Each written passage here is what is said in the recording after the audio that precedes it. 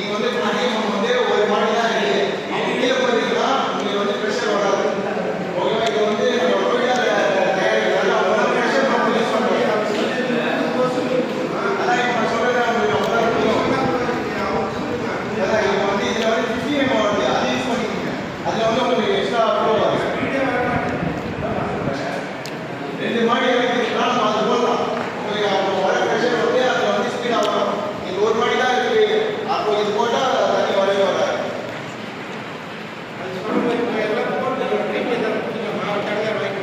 புரியுது புரியுது. 3 வருஷம் வாரண்டி இருக்கு. நம்ம ஏதாச்சும் நம்ம லீக்கேஜ் ப்ராப்ளம் ஆகிடுச்சு, ஏதாச்சும் 3 வருஷம் கேரண்டி இருக்கு. நீங்கள் கடையில்